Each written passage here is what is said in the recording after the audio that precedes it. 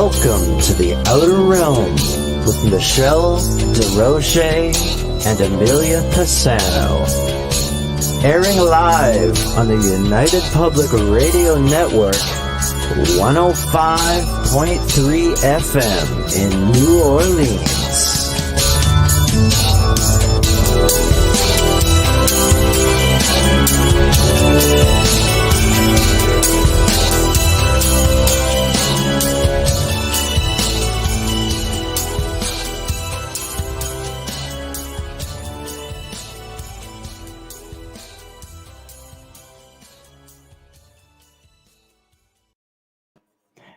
Good evening, everyone. Welcome to the Wednesday night segment of the Outer Realm. We are broadcasting live on the United Public Radio Network, UFO Paranormal Radio Network, 105.3 and 107.7 FM from the beautiful city of New Orleans. We are fully sponsored by the amazing people over at Folgers Coffee, who have been a part of our journey since the very beginning. So thank you, Folgers. It would not be the same without you. For real. Amelia and I love you bunches. I would say more than anybody. So thank you. Also, big thank you to Justin Snicker, aka Dr. Snick, the Sonic Surgeon, for his contribution of his time, his music, and his voice. That was him you heard on the intro, which is fabulous. He's an award-winning composer of Halloween, horror, sci-fi, and dark wave electronic music, which can be found anywhere that amazing music can be found. Also, big thank you Steve McGinnis, the artist behind our banners and logos here at the Outer Realm. Check him out on Facebook and Instagram. Also, big on the horror genre. It's got amazing stuff. Mm-hmm. So I have to say it. Okay, well, two things. First, I have to say Outer Realm has been nominated, of course, third year for People's Choice Award, podcast award, that is. And the category is Best Female Host. So over the coming weeks, and months, you're going to be seeing a lot of promos and things like that on the podcast awards, and we will be putting up the website and letting you know when you can go and vote. So please just heads up for that. We do like to make mention of it, but you're going to see a whole lot of stuff coming up. So can't wait.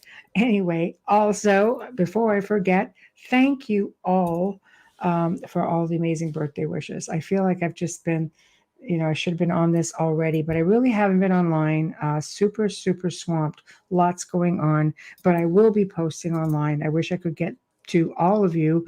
It just makes it really difficult because there's just so many across the different platforms. But I did not want to let another day go by where I did not extend a thank you to you all. It's very humbling, and I appreciate you guys all taking the time out of your busy days to think about little old me. So again, thank you very much.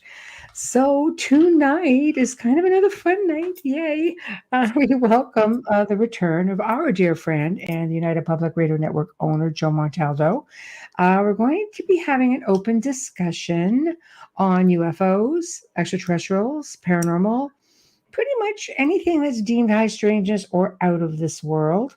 So waiting for all of our regulars to start chiming in, and I see the chat room is starting to fill in. Chris, my eyes deceive me. You're here early. And Wayne, where you been, Mr. On Hiatus? They said it's nice to be here and not dirty at 9 p.m.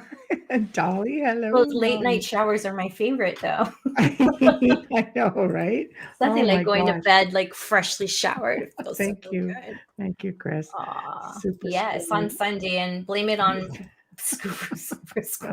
blame it on Bubbles that it was posted on all the pages. Yeah, now I gotta go friggin' do all that. And I know Julia, big thank you to Phil and Julia, sorry, tongue-tied, been a while, on the Horsefly Chronicles. You can find them 8 p.m. Eastern on Monday evenings, who also put a post up. So I gotta remember to go to all these places. Write it down. Oh my gosh. It's okay. I know. It's like, holy crud.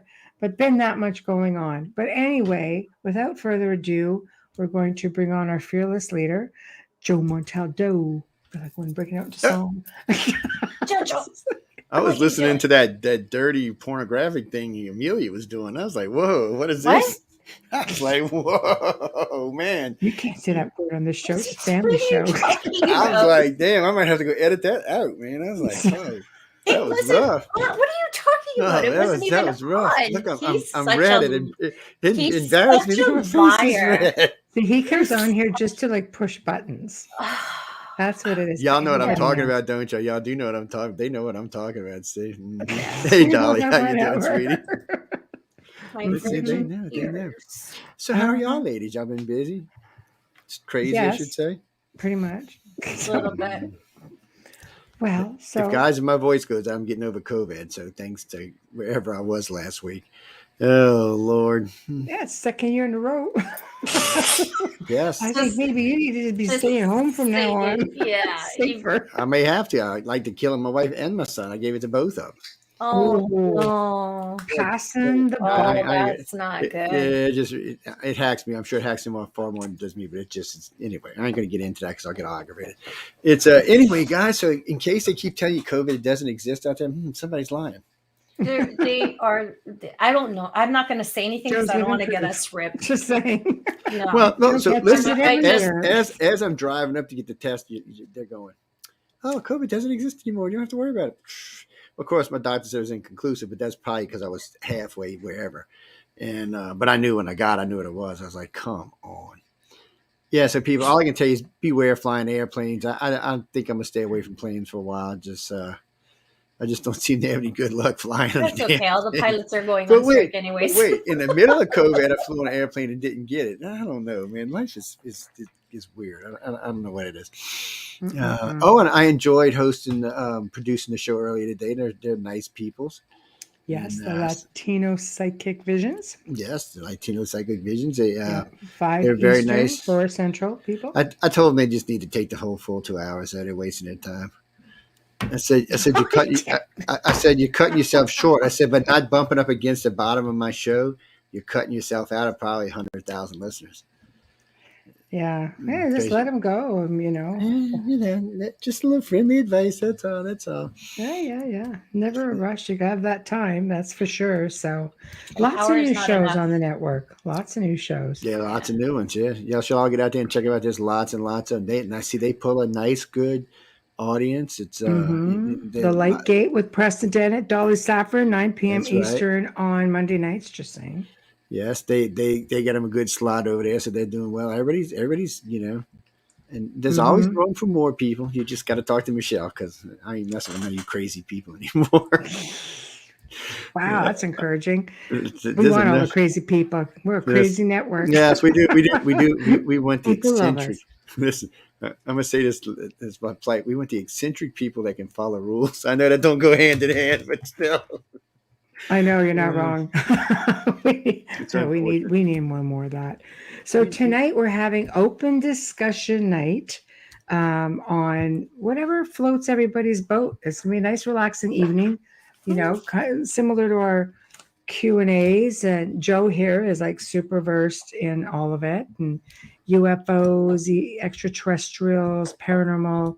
If it's out of this world and considered high strangers, we want you to post your comments, your questions, your experiences.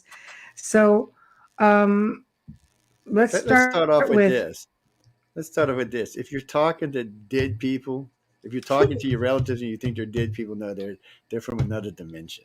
Dimensional bleed through. No, this. Well, I guess it's again. Bam. I think it's easier for people to consider them dead. I think it's easier. Famous last words. But so this is what I suggest when you're talking to dead people or your dead relatives. I want to say dead people in general, but your dead relatives. Just remember, I got a ask them deceased certain one there. kind of questions. Ask them certain kind of questions is all I can say. Because when the grief reaches a certain point, it's easy to cross the veil because because your mind quits thinking about the everyday normal stuff when you reach a certain level of grief. So it's easy to slide across the veil without realizing it because you're pushing out in so many directions. Sometimes it's with anger, sometimes it's with fear, sometimes it's just pure sadness, sometimes it's a whole realm of stuff in between. But you're pushing it out there, and you're pushing it through the cracks, and it's going on the other side. And that way, sometimes you're just sharing with someone else. But fortunately for them, their parent's still alive. You just lost one, so that's what you're looking at. But for them, they're still there. I know it gets You complicated. know what? Though it does get complicated because you don't know what you're talking. It's a hard subject to talk about too. Sometimes you think it's your relatives, but it's not, Sometimes it's because not. we have learned from experience, and the experts out there, and I know it's a crappy word to use, but anyways, the more knowledgeable than I know that it's very easy for something negative to mimic a family member. So you really have to be careful. That's And true, you do. people are the most vulnerable when they've lost a loved one. And it's hard, even when my dad passed and I saw things, I still had to second guess. And Michelle always said, "Are you sure?" And she's asking me, who does this all the time. And yeah, you have to really be careful because you're so vulnerable. I'm going through it now. Yeah. Michelle is saying we can't hug her. We should give her a big hug, but no. No, She might hurt one it's of us. just, it's funny because, my mother will leave little signs, and then it's always a bathroom light. And I'm like, it's about to get very awkward right now, Mother. I really think you need to knock this off right now. And all of a sudden the light stops. I'm like, thank you. That's right. We can share in other rooms in the house. Thank you very much. Exactly. This is not the one I want to be sharing. Yeah. So and then everything stops. So it's really good. But we have a question for Joe already. Yes, here we go. Amelia. Oh, hi, Sanjay. Joe, I've got a question. What year was it when you saw those shadow people that brought fear in you? Oh, Because man, good. If it was, when the Jewish community was in flux, it might have been a golem, maybe. I'll leave it up for you. Well, I'll tell you what. I can't remember exactly. It's been a long, long time now because I'm getting ancient, unfortunately. Let me think about it for a second. I like I don't know about you. I'm 29. I like it. Look, it looks good. Anyway, enough about all that. I'm trying to think. So Katrina, it's been 17 years. It's got to be 20, 19, somewhere 19 years ago. We were there's a place in Honey Island Swamp, ladies and gentlemen, where we go to do some sightings sometime. And a lot of people have had experiences back there, have all sorts of experiences, both alien experiences, UFO experiences, and weird shit experiences. The only way because sometimes it's like a friendly entity, sometimes it's not, sometimes it's something else. Sometimes you'll be standing out there and you'll look down this trail and you'll see what appears to be a bunch of Indians dancing around, having a little fire, doing a little dance. They're just there, and then they're gone, but you can still hear them even after they're gone. So anyway, Linda and I were back there. This is about 15 miles back and deep in Honey Island Swamp. And we're in an all-black car. We bought this car because it's all black. I mean, this thing, nobody could see this car. When the lights were off in this car, you couldn't see this car. I loved it. It was a Nissan Stanza is what it was. It was great. They had black bumpers, everything. Tires were black. Okay, they didn't sponsor the show.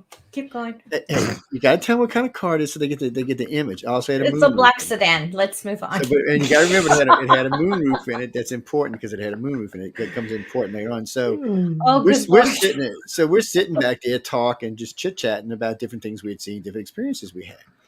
And I don't know what I did. I leaned forward and I stepped forward is what I did with my foot, and the taillights came on. And when it did, it was like just this weird black. And I was like, Linda, because it kind of looked like it moved. I'm like, and the other black was just, so this was different because it was pitch black back there any way you looked. This was blacker than the black or normal of the night of the swamp. So you got to remember, guys, we're in the middle of a swamp. So I was like, so I let off the light, and Linda's looking, I think she's looking through the rearview mirror first, and I stepped, and it moved. It definitely had moved forward. And looked like it was pretty bigger than the car even. And I was like, no, I'm seeing things. So I just tapped it, the brake, and it was like right on the tail. That was it. It was just sheer reaction at that moment. I hit that car and put it in drive, actually put it in first. We were gone. Now you got to remember, this is all gravel, dirt, mud roads in the middle of the swamp. There's literally alligators on both sides of you, big hogs running through. So the place is just without any alien NASA, anything. The place is just seriously dangerous on its own. I'm doing 90, 100, 105, 110, just cruising slow. And usually Lynn would be cussing me by this time. She wasn't even saying a word, which that even scared me even more. So that's her way of saying hit the pedal. That's pretty much what it was. It's not so fast we're coming up on one of the roads that runs back towards interstate. So I'm cruising. I know if I went over this too fast, I'd just end up landing on the other side and total my car. So I just cut the wheel and slid up it. And we kind of come up in the air and we just landed in the middle of the blacktop road. I reached out of the room with my gun and pow, pow. And whatever it was, the flashes made it stop. We thought it was a gun, but it wasn't. It was the flash of the barrel that made it stop. And it just stayed there. And I could see it through because of the lights. All my lights were on in my car. I could see it. And it was just sitting there. And I was like, what the? And so I let off the brake to roll forward. And I did it, rushed up the side, this thing we were on. And I said, screw this. And I punched it. And we're sailing now. Now, this is a blacktop road at least. Now, it's a straight road full of holes, bumps. And there's a bridge like every quarter mile over a deep part of a swamp. And I'm literally hitting these bridges. We're crossing the bridge. The tires ain't even touching the freaking bridge when we're crossing them. And we're sailing. I know at the end is a cattle guard. And I'm thinking, Joe, you got to slow down for the cattle guard. You'll rip the front tires off the car. You got to slow down. So I just kind of stepped on it. And when I did, it rushed up behind the car. But when it gets to a certain point of the light, it stops.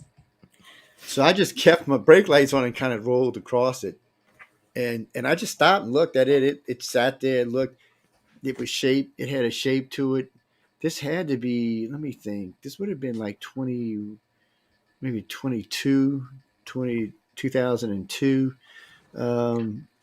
know what? I got it written down. I can find out for you for sure. I shouldn't. He just wanted to know the date. I gave him the whole story, but it was. And the car, just in case she wants to buy one. It was the car. You could tell how well the car handled, buddy, because the car was flying.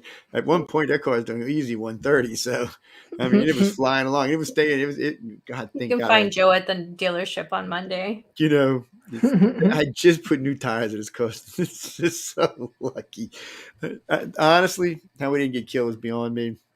Whatever it was, it instilled such a range of fear. I don't even know how to explain it. I mean, I've had a lot of crazy shit happen to me over the years, and I've been in some pretty dangerous spots where could have been ET, would have been blacking out or something. This was like someone filled an injection full of fear and just shot it into your freaking veins. There was no way to stop it. You couldn't control it. So usually I'll get to a point of fear and I'm like, no, this ain't going to work for me. I got to stop it. Even though I know I'm going to freaking die, I'm still going to stop the fear. This was not stoppable. You know, we don't, and a lot of people asked if it was alien. And once we made this public, we went on the air like 2 days later and made it public. And then I went on Coast to Coast and I made it public. And we started getting calls, but there were very few. There was one or two more not too far from where we were at near a facility.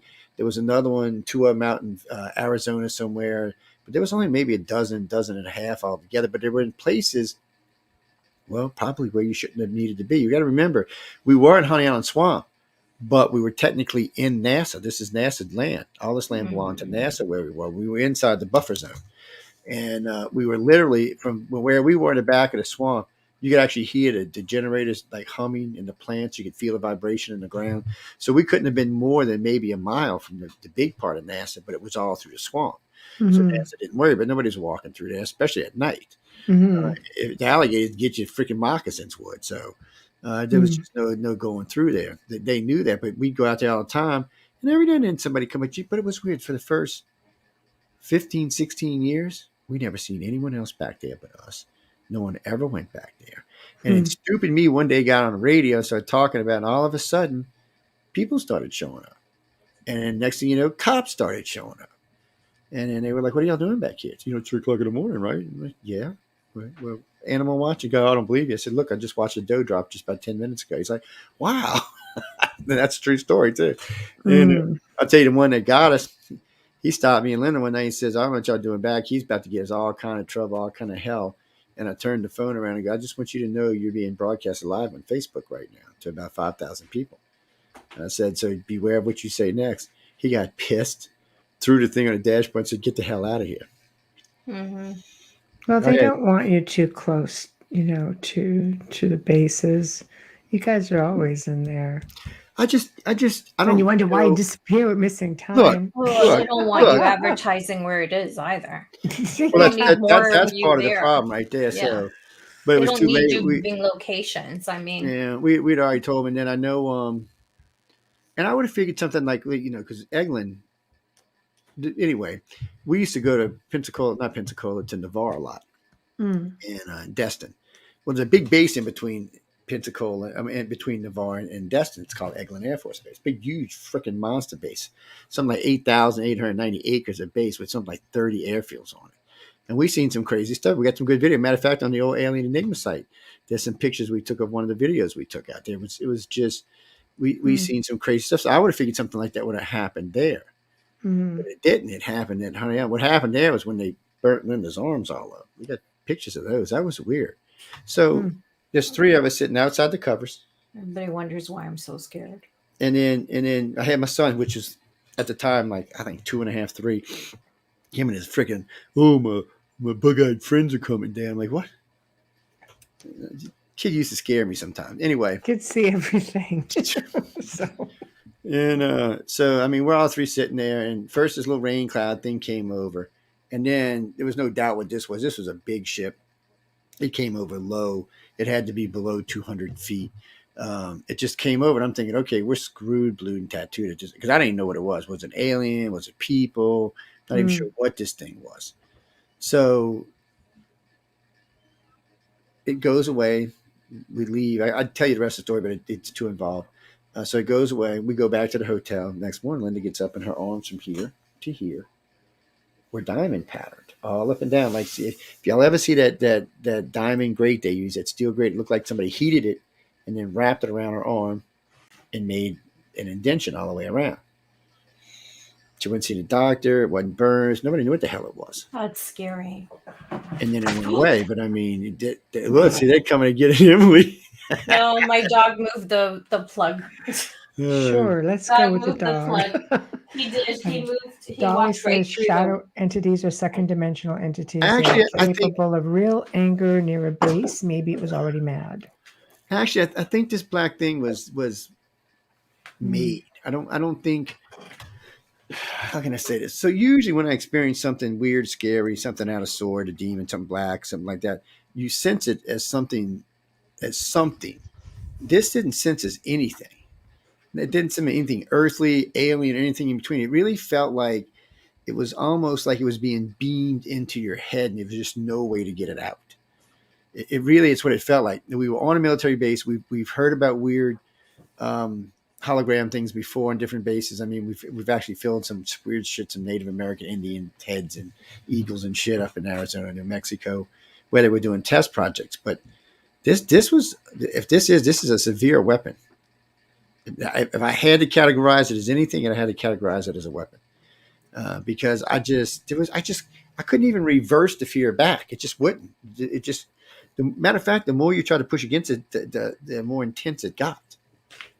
So I'm just thinking that's what it was. But Dolly, there's no way of really knowing because nobody's going to tell us the truth. It was on a NASA base where we have seen all sorts of things. So was this experience before the experience you were just telling us about with Linda and your son and yourself? Actually, it was after because the experience. So they would already know you then. Yeah, well, yeah.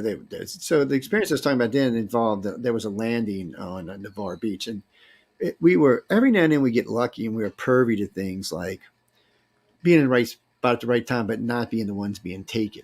So every now and then Linda get this kick. I don't believe this. You're not going to use the language she uses, but and so she's going on about this that night, and this thing sat down, opened its door, and we literally watched 4 hotels of people walk out and get in this damn thing. And we were no more. We actually got stupid and got up and walked close. We couldn't be more than 75 feet. And they ignored us the whole time. It's like the night we had all those witnesses that with the surfing aliens, we like to call them. I should have never called them that, but it's too late now. So every now and then it's just you're pervy to be a witness instead of a victim. And I don't consider it a victim anyway, but it's every now and then you get to be a witness of something else that something that would happen to you or someone else. You actually got to be the witness. They do that for keepers sometimes because I guess it helps them to really realize why they're doing it, what they're doing it for. I guess is a better way of saying it, but it's freaky. Can I ask you a question? Because this is something that I've only just noticed. When I search images of aliens, I'm seeing more than one typical shaped eye. Is this distinguishing races, or is this just something the way people describe them and they're Well, being portrayed out there? well, it's like the grays. Most people get screwed up with the grays. So there's a gray, he's about this tall. There's a gray who's about this tall. There's a gray that's 7. The queen herself's probably over 9 foot tall. The consorts are at least 7.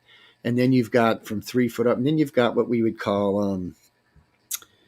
what do you call them? Cyborgs. They're half gray, half, they're controlled by the other grays, but they're half machine. But but you do have, it's like a height scale. You have literally about 3 different colors of grays, and none of them are actually gray. Blue's a better color. Yeah. But they do have a brown and a white, and then they do come in different sizes. And I hate to say it, a lot of their architecture is based on height. I guess the higher you are, the more intelligent you are.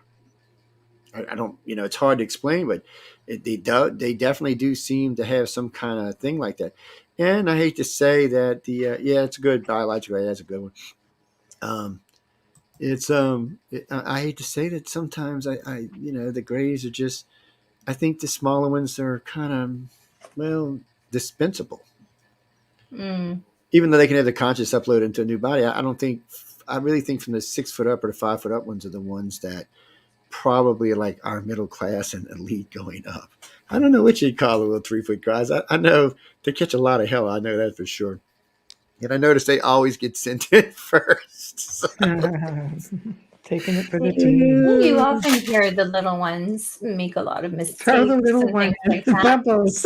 Yeah, they make mistakes. But I just noticed, like, some have the eyes, like the one behind Joe.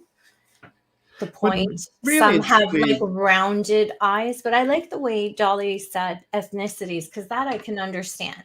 But it's not even so much that is. Most of the grays, when you see with the big eyes, are just wearing a patch.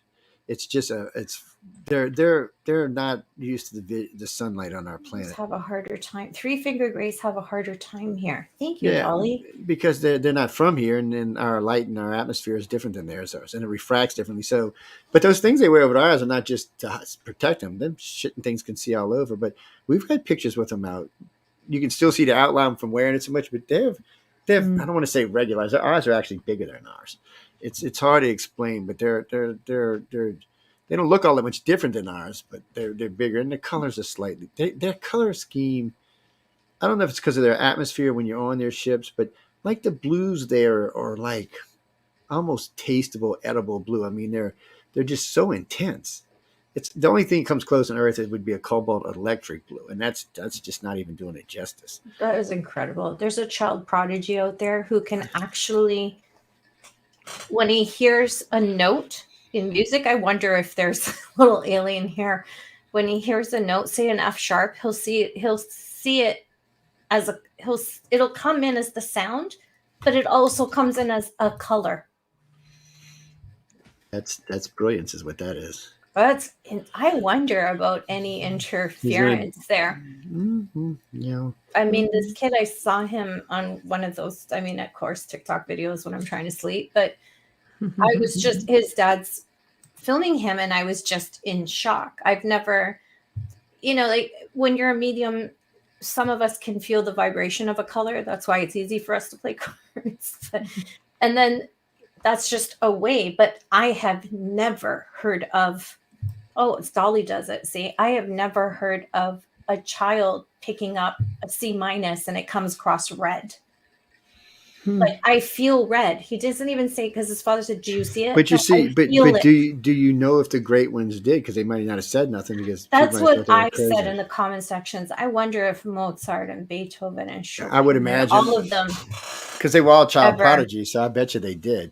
It's just, well, we know a lot of this stuff runs in family lines, and somebody told me one time, just because your parents are genius don't mean you're. That's true. I said, because Einstein's parents were idiots, but he was brilliant.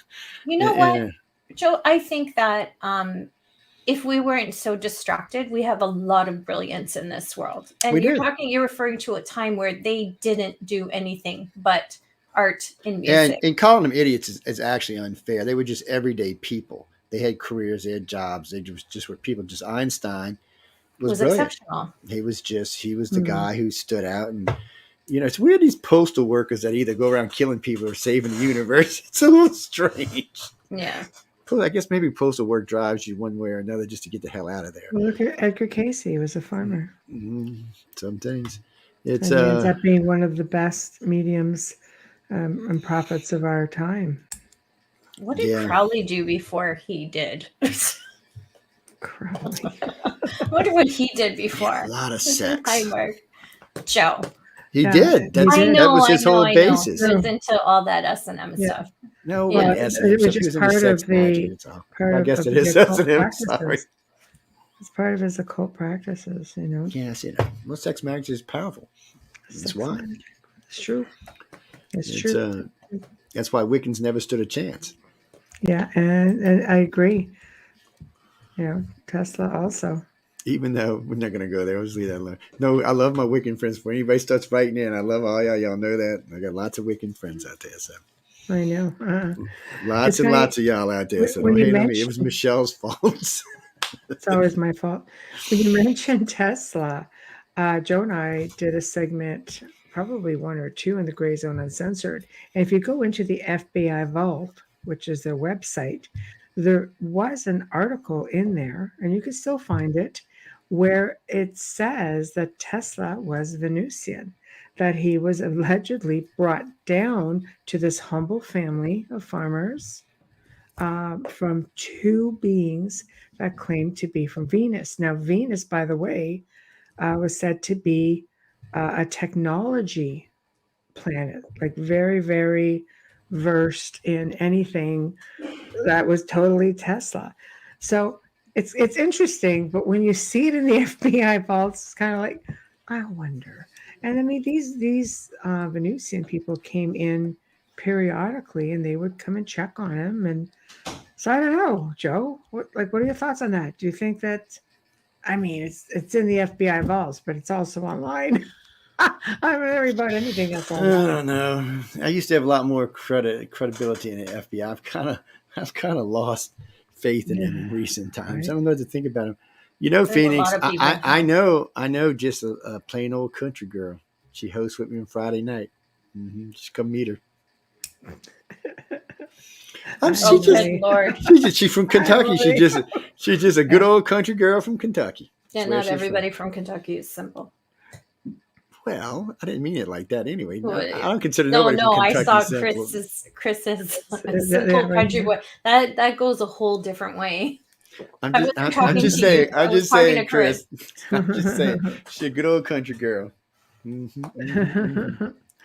Anyway, I love, Tesla's always been a favorite thing of mine because I think they just screwed Tesla every way they could. But oh my God, everybody did though.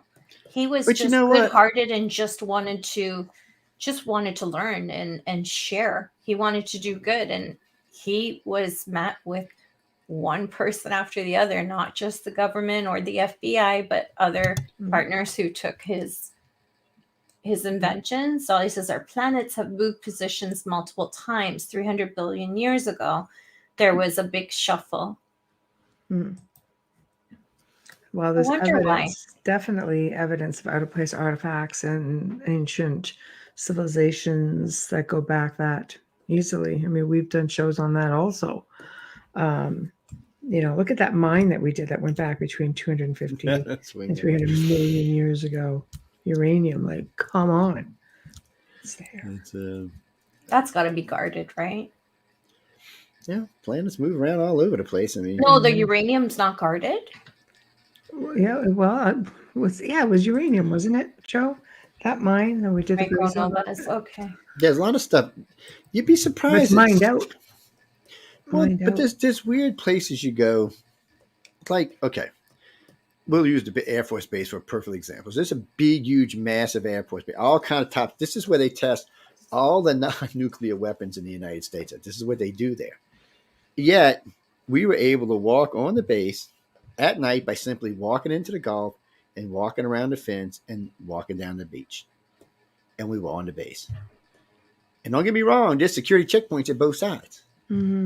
But yet, there we were. So the question really comes to be is, were we being allowed to walk on that beach? Were we being pointed in a particular direction?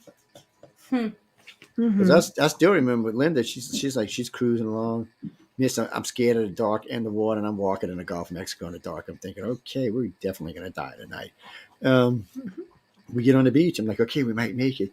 Then we see this building, and she said, let's go see what them stairs go to. I'm like, what? I said, what stairs? I couldn't even see the stairs. She's talking stairs. So I'm thinking stairs going up. No, it's stairs going down. We get there. You look down. You can't even see the bottom. It is the stairs, though. It's like regular stairs you'd see on any stairwell, concrete stairs going down. Literally, I mean, I figure you can see a mile with light. This is going on down. So I look over and somebody's going down the stairs. I still have no idea how we got back to the hotel. Missing time. Really interesting. Shit, I don't even know how much was missing. I have no idea what happened, what went on. All the equipment we had with us had blank. Well, the cameras all had there was a bunch of pictures taken too, but they were all like white blobs. I've heard that before. You know, it's all it was. I mean, I don't know. The regular camera we clicked off 700 or 800 photos. The phones 500 or 600 photos between us. So we had the camera and two. Oh, we even had the video camera with us too, and it had, I think, it ran out of battery, so it had a 12-hour battery on it.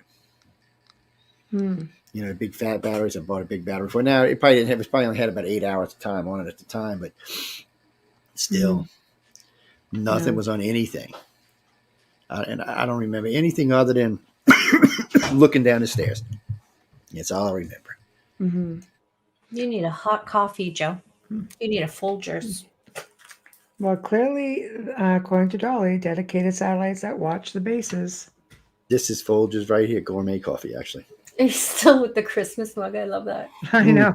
Still. You know, I got it. You know why I got it? Because all the other ones are Damn smaller, gnome. and I wanted the big cup of coffee tonight. I know but that was the first thing I noticed the first time we were on screen with you is that mug, and I'll never forget that day. That's my baby. She comes with me everywhere. It's actually I'm supposed to be getting some red ones, so I don't know where they are, but I got a letter there. They said I was going to get some red ones. 4 or 6 red ones.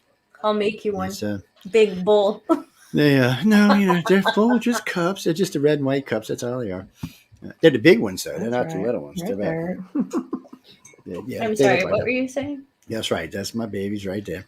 Them cups are good cups, man. I like big cups. When I drink coffee, I want cup. Because sometimes I want to drink some coffee. Sometimes I want to sip some coffee. It just depends on what it is. I like by the way, big bowls for ice cream, those cups. yeah, Folgers are good coffee. One serving. I only had one serving. It's big. Okay. So, somebody asked me that day, you still drink cappuccino? I said, sometimes. I said something from somewhere I want to get one from or get something good. I like a double shot espresso with a lot of chocolate in it. Damn. That's the American side coming out to attack your Italian. That's all I'm saying. The two fighting each other off. Yeah, the Italian's like, no. And in all fairness, guys, chocolate. In all fairness, I grew up on coffee and chicory at Morning Call. So Morning Call would give you a cup. Coffee with chicory. They would give you a cup this big, and they would fill a coffee up to here, and then they'd pour steam cream for the rest. Yeah. And it was really good. And you grew up on that shit, and your eyes were always like this big. Somebody said, "Let me get some espresso. It's gonna be more potent." I'm like, "Really?" So I drank it, thinking, "I'm sorry, guys. Chicory. Once you get too much chicory, espresso it's just hard to go back when you drink chicory. But do aliens drink chicory? I hope not. I know what it does to me. Jesus. Well, I don't get to get it that much because on the coast here they don't really have it that much. You got to have to go specially looking for it. New Orleans, it's everywhere. It's just part of any good fine restaurant you eat. It's actually going to be serving you coffee and it's few and far in between here. I think there's only one chain, and I'm not mentioning it because they don't sponsor us. And being that you're in French heaven up there, man, y'all should have more than that. Canadian French is not French. I'm going to get emails. Okay, Joe, back to the aliens. Do they drink No, you know what? The Acadian French and Acadian French do see the same aliens, by the way. Really? Yes. I found that out by complete accident. So somebody wrote me from Acadia. It was right then we were talking. And they said, it's amazing how close the two languages are together. I said, no, because the Cajun French probably came from Canada. That's probably where they came from. And So you See, I got was funny. right. Thank you, Dolly. So Grays like so, coffee. so Grays are just weird to start off with. But I mean, it's weird that they do share the same alien. It seems to be the same group being contacted. It's almost like the English thing. They have control groups, and the Cajuns and Acadians are control groups, just like the English are control groups. So they use them. They have a particular type of alien that visits, and they have a particular type of experiences versus the other experiences. Just like most of the English Isle still has what we call alien abduction 101.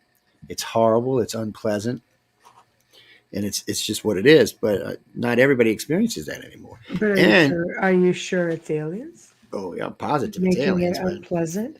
no, it's the aliens make it unpleasant. It's just it's their control group. It's their static group is what Hmm. it is.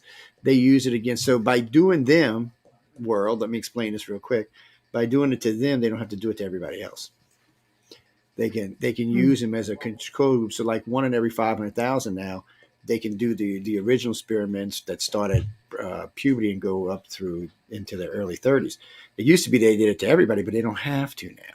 So they can take one out of each family line every so often through the family line as it's growing and learn what they need to learn so they don't have to keep constantly leaving that memory in every grandchild and great grandchild and great great great great great great great great great great great grandmother and stuff like that.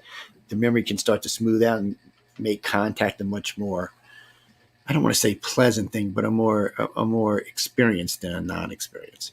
It's because even when they make it easy, it still scares the out of a lot of people. Not everybody's gonna be like Dolly and I and walking. Hey, Ellie, what you doing? Hey, what's some coffee? Let's sit down and chat for a while. A lot of people are just not gonna be like that. Unfortunately, they're gonna be like ah! and running for hell. And so you can't I blame don't them. want to know. You can't blame them. It's an alien. Yeah, they It's collect DNA. They collect all kind of stuff. it's Yeah, scary. and they make hybrids out of us. Yeah. Okay, if you're gonna answer questions, you have to read them out because nobody knows what you're talking about I'm just except looking the at person the. you're Apparently, answering. this is like some golden rule too that our Mm. big boss says. You gotta do this. So here Yeah. we go. Do aliens collect our DNA for hybrid work? Chris is asking. Yeah, just but hybrids of us, not of them. You know, it used to drive me crazy when people used to tell me, "Oh, the aliens came here to fix their DNA." I'm like, no. Why would they pollute their DNA with us? I mean, the Greys are pretty perfect as far as aliens go, and big, huge brains, all kind of psychic abilities, able to Okay. transform, able to upload their consciousness into new beings or new bodies. I mean, it's pretty good, easy going. I don't think, and it's not. And the best part about this, when we talk about this, they're not uploading into clones. They're uploading into husk bodies. These are bodies that are designed and built through multiple DNA, so there's no degradation of cloning going on here. So they can just keep doing it, and it's like they're uploading themselves to who would have been their great grandchild or something's body. It's weird, but it works for them, and they still do well. Having children is not the right way of saying it. So they don't have children the conventional way. It would be a miss. It would be not. It would be wrong to say they don't have children. It's just not often and not very many. They don't really need them. They have a huge population already. Okay, I have something for you. I want. Oh, let me read Song's question first. Could the small grays be hybrids of the grays? Some could, some are not. A great question. So some of them are definitely a hybrid form, but a lot of them are just the Greys. The Greys are just the way they're designed. I don't know how it actually happened for them, and I don't know if we'll ever get them to actually sit down and tell us. But they're not. They're just not hybrids in the way we think of hybrids. It's they can be changed. They can change the bodies into specific things if they have to be in specific areas, so they can make the body itself more specific to the climate it's going to be in. But it's not a hybrid. It's still a gray. It's still their DNA, I guess is what I'm saying. It's not a changed DNA. It's Okay. like the reptilians. The reptilians do the same thing. They have some reptilians have wings, some have horns, some have lungs. I mean, some have lungs, some have gills, some have both. It's just from different places they were living. They all can commute into the same thing. It's just they have Okay. colonies. Is what the problem is. Here's something. I was watching a small clip, and I don't believe it was taken out of context because it was long enough to see that they had everything that Neil deGrasse said in an interview. That, and I want to ask your thoughts on this, both of you. your thoughts on this. Neil deGrasse said in an interview that people who live on this plane, that come to Earth, souls is what he said, are fortunate to live this existence, and you should make the most of it, because the people up there is how he said it. I could be misquoting, so don't hold me to it, but the gist of it is that the people up there, the souls is what he said, the souls up there, not everyone can be born. What are your thoughts on that? I never knew him to, it almost sounds religious, doesn't it? It does. And you know who the first person to introduce Neil deGrasse Tyson to aliens was? You? Yes. Linda got him in as a guest. I wonder how old that clip is. I should look that up. Yes, because I didn't. One day Linda calls me up. She said, "Oh, look, I got these 3 guests for you." I'm like, "Who?" Neil deGrasse Tyson, Michio Kaku, and Paul Levesque, 3 of the most well-known physicists to ever live. I was like, and the creator and the curator of the Museum of New York. I was like, really? I was like, well, this is going to be interesting. And they were great guests, all 3 of them. But Neil came on, knowing that the show was called UFO Undercover. He came on the show. We talked about aliens. And it was really fun to talk about it with Michio Kaku, too, because I didn't think any of these guys would do it. But they did. They came on and they talked aliens. And I noticed after that, I caught a couple of Neil's stuff. After that, I noticed that he brought up aliens quite a few times. And I had never heard him bring them up before. It's, I've listened to his stuff before, so. Oh, this is the first time I've ever heard him say something like the 2 babies are on. Chucky babies. Oh my gosh. Lola and Fiona. Are y'all happy to be on television now? Look, There we go. We want their 15 minutes. We're on Roku, girls. That's right. Break up a good conversation. So people, yes, these are my night terrors. Yes, they're demons. They're little alien watches, is what they are, man. Man, they even hear alien in the house. They're like, really? You don't. And then you hear them run down the hall, and then they're ground snare, and then they just come back like, oh, hey, Dad, how you doing? Like, nothing down the hallway? Oh, no, nothing down the hallway. Did they tear back off again? Yeah. Song Day said, Amelia, it might have been his 2009 interview. Thank you, because I've never heard him speak that way. So I was really shocked when I caught that clip. Mm-hmm. I was really, really surprised. It's over the years, him and a few other people I've talked to over the years about aliens. I've noticed that they've gone off and then they'll meet somebody else and they'll talk to them about it. And then they start learning that, hey, wait, these are insane. Because that's one of the first things he told me. He said, first off, both of them were quite impressed on my level of knowledge about physics. And which I was myself. I don't know what actually was coming from that night. I was pulling some big ones out the air. And, but I do have a bachelor's in science too. So, but we talked science, and Michio was the first one who told me. He said, "I've never really been interviewed by a host before that talks science." Actually knows what I'm talking about. So I said, we're boring the hell out of the audience. Why don't we switch over to stepping stone theories? Yeah, and him and I. Oh my God, I thought he was going to say Steppenwolf. No. Stepping stone. Okay. I imagine Michio is a cool guy though, but. It's we got into stepping stones theory, probably bored the audience right off the shelves. But the thing of it is he had never really got into it like that before. And he actually said it in the middle of the show or towards the end of the show. He goes, "Well, this is most interesting." He said, "And I never quite thought about us getting into space this way." And I'm like, "Really?" I'm like, "Dude, you're like the 3rd most brilliant person on the planet. Give me a break." And then when I was talking with Neil deGrasse Tyson about it, he was kind of the same way. He was kind of like, "Well, they weren't expecting the argument I gave is what it was. They were expecting some crazy UFO guys what was happening. And they didn't get that. And they were both, and so was Paul Levesque. He was, when he came on with the cosmic pulse theory, he's like, you actually understand what I'm talking about? I said, yeah, it's not really all that complicated. And it wasn't really all that complicated. I mean, the layman could have picked it up pretty easy, but it's, these guys are just not expecting that. And then I introduced him to some other ufologists. I said, these are people you need to talk to. I said, they're not going to talk a bunch of bullshit, which is they're just going to talk space science with you. And then I think they took an interest in it after that. It's sometimes you get lucky and get the right person that, changes the way you're moving. I wish they'd have sent me some cash. That'd have made me real happy. I would have sent them Fiona. Curiosity is that we're getting into, this group of people. I like to touch on Robert Bigelow. Uncle Bigelow. Robert Bigelow, because aside from the Skinwalker Ranching, because I think he took a big interest for decades. Oh, it's been so long out there. It feels like it's, and worked in unison with NASA. And do you know it's the guy who transferred it between the military and them, right? You do know that. well, yeah, but I want to know because he very abruptly stopped his research, and they still believe that there's still something under there. Well, so what I want to know what your thoughts on there. So whatever out there was not interested in me. That's all I can tell you. 4 weeks, nothing.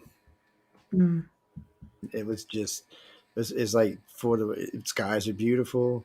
They got a lot of radiation out there. Unfortunately, you shouldn't stay out there for long periods of time. It's contaminated. And the funny part was, so when the Navy used to have the Fallon Reserve wasn't too far from there. It was in Fallon, Nevada, but they used to have the Fallon Reserve. So that was a flyover spot for them. And there was an emergency landing strip, probably 8 or 9 miles upwind from there, or 10 miles maybe upwind from there. It was so the military owned all of that, all of it, not just the Walker Ranch, but they owned all of that. And then, really, yeah, that was all belonged to the military. That I didn't know. Yeah, so that's where Bigelow got it from, was from the U.S. military. So here's the U.S. military, got scientists all over, crazy people looking for everything they can, radiation all over the place, and they go, okay, well, we're just going to sell it to Bigelow. That doesn't make sense. Not even a little, especially if there's something there. He's connected to them, though, right? So of course. I know, but still, it doesn't make sense that they would release it to anyone if it was of value or But it gets worse than that, because Bigelow sells it to the current idiot that's got it right now. Yeah, I know. But do you wonder if that was all in motion and part of the plan? That's a good point right there, Dolly. They do own pretty much all of Nevada, Arizona, and New Mexico. Yeah. They're pretty much all government. I'm not kidding you. Like, you driving across New Mexico, when you leave Roswell until you get to almost to the other side, it's pretty much all government reserves. They have to do that to protect what's there, right? Yeah, well, there's also White Sands missile ranges right there, too. But they got the Carlsbad Caverns out there. If you want to go look at the Crystal Caverns, they got those down there. But other than that, it's just a big wide open desert all over the place. It's a good place to hide stuff. Well, I mean, he's still connected to them, so it makes you wonder. Well, oh, man, I can't tell you all this because I'll get in trouble. But it's all I can say is one of the reasons they like him is he's very applicable. He's that's not the right word. He can. So sometimes when people know things or they do things, they backwipe them. Yes. Okay. So in Bigelow's case, I know for a fact it's happened on at least 3 occasions. Okay. I can't say when because that'd give me real trouble, but I know for a fact that on at least 3 occasions. Hypothetically, it's just a show. So. He just, unfortunately, he's got bad friends is all I can say. They can't protect him all the time. So, and there's things I can't say here because if he finds out, it might spawn a memory and then that cause other problems. It's so unfortunately for him, he's well connected in a lot of places, and sometimes he's privy to see things, and then somebody finds out that he saw something, and somebody says no, he can't see that. So that whole thing leading up to that, from the start to the finish, is all white. And anyone involved with it or anything along with it could be employees, friends, relationships, all of it is white. They keep a big track of it because, he's got money and he used to have lots of contracts. But his affiliation with MUFON hurt him, which, unfortunately for him, everybody told him don't get involved with them because they're not going to do what you think they're going to do. But they didn't. They just wasted his money, and he pulled his contract with them. And unfortunately for them, the director wasn't. The director was doing his job. James Carrion was doing his job, but everybody else was. And this is what I was told by several directors at MUFON, is that they were buying expensive equipment, staying in expensive hotels, and flying first class everywhere. It's not what Bigelow meant. He meant, hey, look, fly out, get a decent coach seat or something, but fly your butt out there, get your equipment together, and go. His idea wasn't to give you big paid for vacations. And I remember James gave him, because he gave James extra money to watch over. And James gave his money back. He came on, actually was on UFO Undercover when we talked about it, giving it back. So just sometimes you get into stuff that, doesn't work right and you get wiped. And that nothing at MUFON got him wiped because there was nothing going on there, but other things he's done has. Sorry, I'm laughing at Chris's. I'm sorry, Chris. It just slips out of my mouth sometimes. Oh, that's funny. I have to read it out loud. You get stuck in bed. Read it. Chris says, I had to Google the word purvey as Joe has used it several times. Now I know what it means. Cool use of the word. Chris, you can pervy, sorry. I'm French, purvey. Pervy. Just dress that word up a little bit, Amelia. I always put an A on everything. It works. It's just my gosh. Unfortunately, it comes out of there sometimes. Some words get stuck in my brains too, so you can't. See, I don't even catch it because you do use it often. So it doesn't. I don't even because catch it's a word that fits in a lot of things we talk about, and it is true. It is because of that particular position. But I don't. Our government is so disjointed from what goes on out in certain places, and they lack so much control over a lot of things that go on. I mean, come on. The president doesn't have clearance to go to Area 51. Sorry, I'm not French song. Sorry, Joe. Because I said I'm French. It was being sarcastic. Sorry, Joe. I'm Italian. But I mean, think about it. The president does not. If Joe Biden wanted to go to Area 51 right now, he couldn't. He doesn't have the security clearance to go. So just because you're the president of the United States doesn't mean you get to go and be made privy. That's right. Privy knowledge at that. We use the word twice. Or privy knowledge. Either way. God made me set my killer on you now. You see the alien? That is an alien. That's an ankle biter. That is what a gray looks like when it's being your dog. So be careful. That's an ankle biter. That's exactly. She says, I'm relaxed right now. Don't be making me move. She said, you see these eyes? Those little eyes. She just wants to sleep. She was quit swinging me around, man. Just let me sit still. Yeah, she get her butt put down because her sister. I won't pick up her sister, so she got to get down with her sister. I'm glad I said it right. That's the way she was reading it, and she's French, so. Right. Right. Eisenhower did what? Oh, yeah. Eisenhower met the aliens in Seattle, Washington on the tarmac. What other presidents have admitted? I know Reagan slipped. Truman did too, I think. Truman did. So Reagan slipped, right? So the deal was on Reagan. The only thing I know for sure Reagan is I remember it was 83, 80, I don't know, 80 something. It was just right after he took president. And I hadn't been in the Navy like hardly any time at all. There was what appeared, and I'm using these words, appeared to be a saucer type ship that landed on the end of the runway. Yeah, there appears to be a security clearance on this information. So there is, but still. So anyway, it appears, and I'm using all these words. I'm telling you, allegedly works even better. Yeah. So perception. So anyway, long story short, I was working the flight decks at the time, and it wasn't. How can I say this? It wasn't unusual to see something unusual land on a carrier deep at sea. And I'd only had I'm going to say it again. I've only had the pleasure of seeing it 2 or 3 times, something like that. But a pilot used to tell me about weird stuff that would come in, test stuff that would come in. How things can they see anything at the speeds that they fly at? Seriously. Well, no, they were landing on the carrier. Oh, okay. Yeah. So, but these were ours. I mean, this wasn't some alien conspiracy or something. But this thing was this was a. Okay. I would say this is almost a classic saucer, except for it had a cut in the whatever the back was, and other than that, it looked like a classic saucer. And then we got the all clear to clear the deck. When the captain comes on and says clear the deck, you clear the deck. So we rolled the 2 jets we had on deck still, rolled them onto the elevator, and I watched the thing. And it was heavy enough to move the ship down a little bit. The ship actually tilted a little bit when it landed. And I got to watch it coming down. Now, everything that happened after that, I only heard. I never seen any of it. So one of the guys is screaming. Something came out of it because you can see there's screens all in the hangar areas that see the decks, so we can keep an eye on what's going on the decks at all times. So, which was surprising that they hadn't cut them off because they could have cut the feeds off from the conning tower. For some reason, they didn't.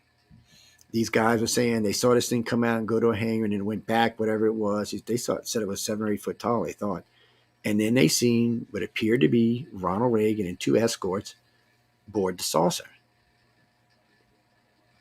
Okay, well, I didn't see it. I heard at least a dozen people on the hangar deck say it, and we did know he was on board because it was a tour. But as far as him boarding, I didn't see it.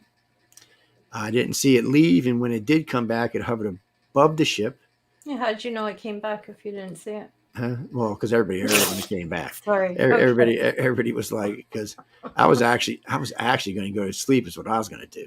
You heard a silent craft? Just not silent. Just wasn't anyway. Okay. This thing sounded like, how can I explain the sound? Yeah, you're going to have a tough time with someone who profiles criminals. So if you take like a knife and stab it into a whale and slice him down and Billy screams, that's about what it sounded like. That's the best description I can give. Well, it's the best description I can give. Nightmares. It was like a nightmare scream. It's almost, if you've ever watched the television series Babylon 5, they had these things called the shadow ships, and they screamed when they flew. It kind of sounded something like that. Wow. And that is of otherworldly. It's not military. That was not. Whatever it wasn't ours. It was some kind of deal made. As far as I know, every time he tells me about Eisenhower, but as far as I know, only Republicans ever met with aliens. No one else ever has. We made a good point here, though. I love this, and I'm going to read this because this is fact. One of the presidents, and I won't say who, said this. So Wayne says, yes, but the president only has a job for a maximum of 4 years. So the powers that be in place are not simply going to give over crucial access to sensitive material to a temporary employee. And that is fact. It is fact. They're not even on a need-to-know basis with this. This has nothing to do with the government in play. Well, senators. Eisenhower went to Area 51, but he had to threaten force in order to go. Yeah, and he never got, but the deck tour is all he got. I know that first. I doubt they took him very far. No, he got the deck tour. They call it the deck tour, so you get the first 3 floors. Yeah. Everybody says there's different things. But from what I understand, there's 165 floors going down. I was just going to say, I heard it goes really. It goes way down. It goes way down. Some people say it's 195. Some people say it's 155. So we're just going to go with the 165. Imagine what technology built that. How long has that been there? Well, most people don't realize that back in the old days, we used to dig holes all over the place. Yeah. So the government decided somewhere along the line, we're going to start using these for different things and different things and different things. And some of them started being used, like the salt domes. People don't realize how many salt domes there is in southern Louisiana and how big they actually are. I mean, you could fit several of my houses inside of there easily. Shit, you could probably fit about 100 of them inside one of them. And there are some that are used. You see when the towers came down, where did they fly? They flew them to Louisiana. Yeah. Everybody was like, why'd they go there? What's going on in Louisiana? I said, don't worry about it. You're going to be safe down here. You're going to have to worry about it anywhere else. But those are also, they're safe from nuclear bombs. And so it's a good place. It's a natural place. We've been digging them out for decades and decades and decades, and now we got them all over. And then it's just some other places where we've been strip mining that we've been filling back over, but we've been putting them in. And now, since, the 60s, we've had these big tunnel crunchers. They just, send them going, and then let them go. It's also what the cartel uses. So, I mean, these kind of things are stuff that's been going on for a long time. So the best one I ever seen, FEMA did a show. This was so hilariously funny. So the FEMA guys got this map stretched all behind, big U.S. map with all these little pin things all over the thing. So he starts talking, he's a lot going on. Then he's talking about the closed underground facility near the Pentagon, near the White House, the one under the hotel. So he's talking about, and he's pointing at the little red dot. And you look at the map, there's about 30 of these little red dots. So these are all closed facilities. And he goes on talking about something else with these blue dots. All the blue dots were active underground facilities. There had to be more than 200 of them. Easy. Mm-hmm. I couldn't count them. And I wish I could. I didn't think about it. I didn't have a recording because back there it was VHS. So I should have just plugged one in and recorded it. And we tried to get hold to it several times after. I had a bunch of other investigators tried to get hold to it.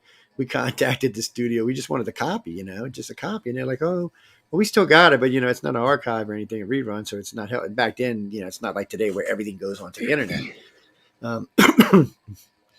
It was great though, because it was more than just me that seen it. Quite a few people that worked with us and with MUFON and other groups had seen it. We're all like, really? There's way more underground facilities in this country than anybody realizes. I mean, anybody realizes, and not just here. Canada's freaking full of them too. Well, that's why our land is so vast. We're so close to the And border. we got think ones they that are? we got ones that connect to y'all. We got ones that go down to Mexico. They're going all over the place. They don't crisscross the country like everybody thinks, and that's mainly because there's fault lines in different places in the U.S. that make it dangerous. To- Go ahead. No, I was going to say there is. Yeah, they I do. saw, I saw this child who was playing ball with his dad and his brother on their front lawn, and this is, I believe it was Arizona, and him and his brother are fidgeting around in the front grass, and the mother's videotaping, right? And there you see them doing something with their feet, and then all of a sudden, one kid just goes, Gone. and the other kid's like, no. "Dad!" The father comes running. He's like, he was just gone. They had to dig it up. It was a tunnel underneath Not the surprised. front of their house. They're saying it's cartel. It doesn't look like cartel No. at all. It doesn't. I saw the video footage of the inside of the tunnels, and that is just way too smooth. Too sophisticated. Unless the government's plowing those tunnels for them. They Right. said there's cartel and they use them to bring people across the border. I'm well aware that there's a lot of tunnels, but I've seen them in Mhm. photos, and you could tell they're dug by hand. Like they're literally Mm. digging their way across, and they've been there for years and years and years. Mhm. This was something different. It was just something different, and it was poor kid just falls through the earth, and it closed up. Like the dirt just fell on top, and Did they they said there's find lots him? of these everywhere. Did they ever find him like Yes. alive? Yeah. Oh, believe me, I went through the whole thing. That's how we have footage of the tunnel. Right. Yeah. I was freaking when I saw that. Like the first thing I thought, my heart fell, and I'm like, oh, this is Kiko. This is not messed with. This is a grainy video. This must have happened probably in the early 2000s. Mm-hmm. Sanjay says there is a tunnel under Oklahoma City. City. Okay. I was going to say, okay, Corral. I need coffee. Oklahoma City, and the government ignores questions about it. Well, yeah. Mm. Yeah, I can understand that. Mm-hmm. But man, oh man, as a mother, my heart just went straight into like the tips of my toes. I couldn't breathe. When I saw that, I'm like, oh my, and you just hear the mom panic. Oh, for the sure. father's like moving all the For dirt, and it sure. just keeps falling because it's so dry. It's like sand. Think about right? all So- them abandoned silos we got out there. Mm-hmm. I mean, guess right when I- now we currently have 1,500 nukes on warheads sitting on the ground. That's it, compared to I think That's 7,500. We still Mhm. have 5,000 Crazy. more warheads besides that sitting on shelves Stupid somewhere. hair. Right? But at Yeah. one time, we had close to 10,000 nukes armed and ready to go. Mm-hmm. Only because of the treaties that we got them down. But still, Russia's So- got 1,500. We got 1,500. Plus, we got about another 1,500 on submarines. So, yeah, we got about 3. That's about enough. That's plenty to kill anybody. So No, about 500 submarines. Sorry. that's a lot of money and a lot of resources for underground facilities. So aside from reverse engineer, what do you think they're doing down there? Where'd they get the money for Do we it? That's what I have wanna do know. we have different alien races? Like, are they there? Are they in connection? Well, people working tell with me that all our the time, like governments and our Duluth. military. Like Dawsey, people always used to tell me about Dawsey. The problem for me is I got a lot of friends in the government, and most of what I find is to be BS because one, if the Greys wanted to kill you, it'd be easy. It wouldn't be no running underground fights. They would you'd be dead. Hell, they wouldn't have to use a weapon. They could just think about it and kill you. It's not. So a lot of stories, I'm like, wait, you Greys were shooting at you with pistols? Yeah, you're on crack. Yeah. Oh, I think those stories But I are mean, ridiculous. working, technology, scientifically working hand in hand with different alien races. Well, There's we been a lot know of we know about whistleblowers who've talked about stuff like that they've seen down there. but they would be dead. They you know what they do when I'm gonna tell you this is the truth. When they have something that you see that you cannot talk about, right. if you even start to talk about it, first thing that happens, your wife turns up dead. Next thing happens, your kid turns up dead. Next thing happens, your dog turns up dead. But they're not playing. Right. They want because they're coming for you no matter what. Certain secrets are only secrets that can never be released because they're secrets that can prove what's going on, so that they can't have them go out. Now, if it's somebody that's not considered credible, then yes, they can talk about it all they want. Dolly says the sun's going to do it. Micronova. So once you leave an organization and they can make you non-credible, yeah, they don't care if you talk about it. Actually, Chris, we're really easy to kill. Chris wrote, Joe, don't underestimate our place as humans in the universe. We're not easy to kill. This is a good thing for y'all to see. So there's an old Outer Limits episode. The aliens come to Earth. Big group of aliens come to Earth, right? So, Russians are fighting Americans. There's still all the bullshit's going on our planet. All kind of crazy stuff's going on. So they arrive. So the UN gets together with all the countries and form a peace treaty and unite our world for the first time in its history of anything. You know what the aliens did? They killed everybody off because we were meant to be a warrior race, not a peace race. And they killed everybody. Our planet started over. So, yeah, don't underestimate us because we don't even know what our real destiny is yet. Was this a prison colony? Could have been. Was it something else? Was it an experimental thing? Why is our body set to Mars? Why is our biological clock set to a planet we don't live on? I mean, Earth is 23 and a quarter hour days, but our biological clock's 24 and a quarter. Isn't that bizarre? That one's really bizarre. Our body temperature is more designed to have been living on Mars at its height of its existence. So it makes us like, okay, maybe when Mars finally went down, they started colonizing Earth because it was the next planet on the system because Venus was gone. I imagine at one time there was a planet between Mars and Jupiter, and there was Earth and Mars and Venus, and they were probably all inhabitable planets. They're probably beautiful planets. And then whatever the disaster was, whether it was a war or something, could have just been a rogue asteroid. Maybe it was Planet X came through and was sucked into the middle of it. And but regardless, we know a massive rock hit this planet. We know a massive rock hit Venus, and we know a massive rock hit Mars because of Olympus Mons and the other side of it. So we know these things, and we know they were relatively in the same time span. So something happened, and we don't know what was alive and not. As far as we know, the Greys and humans may be native to this planet, but their planets got wiped. We don't really know. Being that there's 3 planets here that are now destroyed, all 3 of the races we talk about could have been from this solar system. But, there's no way of proving it. And I don't really think they are, to be totally honest with you, because the Greys are ancient. They're ancient. So why do light beings like them so much? Because they're so malleable. Right. They are. They. It's not that they're not brilliant, because they are. They're a race that likes to serve, I think. At least, let me rephrase that. They like to serve the light beings. I don't think they like serving anybody else. They can be quite arrogant as a race goes. I'm not thinking they like to serve anybody else, but they definitely feel the need to serve the light beings. I believe, I respect your opinion, Chris, but I believe that we're a very fragile and delicate race. We are in some ways, but we're also can be a very brutal, murderous, crazy race. Yes, in some ways we are very, very delicate, but in some ways we're brilliant enough. We cracked the atom. No, I understand that. I'm not saying that we're not intelligent. I'm saying that if something wanted to take us out, it wouldn't be that difficult. As long as it's more advanced than us, yes. As long as it's like a gray. But we already know that that's not their goal. We know they've been here for a very long time. They would have done it by now, right? We know they're probably the reason we have RH negative on the planet. So we know they've been here 40,000 plus years for sure. More like probably 2 million, but we're going to say 40,000 plus for sure. We know they've been here. We know they've been interfering in our family lines for that long. So knowing that, tells us that they're not here to wipe us out.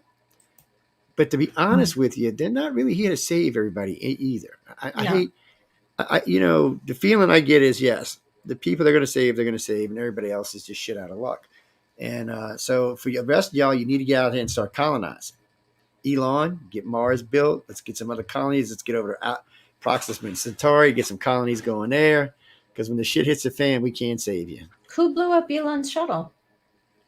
Elon, dumbass. Whatever, I don't know. Elon I wasn't on that free ride. Elon's stocks were down a little bit, so he needed to collect some insurance. That's all that was. He needed to rebuild that launching pad. That's what was happening. Yeah. It's the Greys and them, they like to interfere in some ways, but they're stuck too. They can only interfere with us so much. I mean, if they could go faster or more, they would.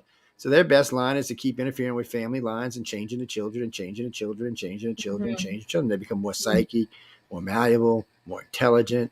They stand apart from the rest of the planet, and slowly but surely, they're becoming this other race. Things are killing They're killing me. Yes. Oh, I'm sorry. me. No, these I know what you meant, the babe. headset are On that killing note, me. we're going to take a real quick minute and do a sponsor and station ID, please. Yes. No problem. I need coffee. Speaking of station ID. Oh my goodness. You are listening to The Outer Realm with Michelle DeRoche and Amelia Pisano, coming to you live from the beautiful city of New Orleans on 105.3 and 107.7 FM radio. We are on Roku. So if you're watching us right now from Roku, hello and welcome, and please share us with your friends. Our guest tonight is the one and the only network owner, host of his own show, and everything. He is just amazing, and we love having him back. He also produces our show, and he also pushes our buttons. Our guest tonight is Joe Montaldo from UPRN. We love him. He's always a lot of fun, and we're glad that you've had a chance to come and join us. And if you're just tuning in, no worries. You can stream our archives on any platform that you normally use. Don't forget to share us with your friends. I can't say that enough. Tamara's not here to say it. Huge thank you to the amazing people at Folgers Coffee for sponsoring our show. Thank you, Folgers. We love you. Joe's drinking it down now. Shout out and thank you for our intro and outro to Dr. Snick, the sonic surgeon, Justin Snicker, award-winning composer and musician. You can find his music on Amazon and Bandcamp, and check him out on Facebook and Instagram. Segue right into now. If you're listening to us on Facebook or YouTube, make sure to give us a like, subscribe, and share. Thank you. Good point, Chris. Yes, nice lightsaber. Thank you. It's the only one I have left. All the rest of them got given away. Bites. I could have got one of the real good ones, but no, I had to be nice to people. Okay, I take back what I said about the incomparable, the wonderful, the amazing Joe Montaldo. You got a lot of comments in chat regarding your accent. I think Michelle and I don't hear it anymore because I didn't really catch. Y'all are used to it. Yeah. It's I was talking with two of the UK boys the other day. Biscuits. Hi, Jeannie. Homemade biscuits and Folgers coffee. Oh, yum. Hi, Jeannie. Do you make biscuits, Joe? We're not going to go down the food route because Joe and I will just take that right into the end of the show. No, because Horsefly Chronicle made me hungry yesterday. A bunch of Staten Island crazies. Oh my God.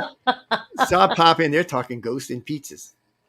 I was like, by the time I was there half an hour, I was starving. I was like, and I had wanted to eat because I had COVID. So I'm like, I don't even want to eat. I went and made pasta and meatballs after that. Oh God. No. Pasta and meatballs. That's not. I like biscuits and gravy, right? Man. Joe, we're going to talk about pasta and meatballs after the show, but I want to ask you. They were meatballs stuffed with cheese in the middle of them. That's what I do, but we won't go there. Let's get off the food topic. We'll Michelle crazy. Wait, for 44 years of what in Texas? Oh, okay, never mind. Because Texas is a strange country. Jeannie. Texas is its own country, people. In case if you have a lot of people, I've traveled to Texas many times. I have many friends in Texas. Texas is its own America, so you know that ahead of time when you go there. Texan people are nice, but don't screw with them. Yes, it's their own country. I'm telling you, it's almost as big as Alaska. It's its own country. We're better off on spaghetti, but yes, I'm just warning people. You go to Texas, you might see an alien. You might get kicked in the head by a horse. I'm going to ask you a question. Might see a windmill or two. What do you see coming at us? What kind of stuff do you see being disclosed in the next few years? So I got a question for you. Why would anybody disclose anything?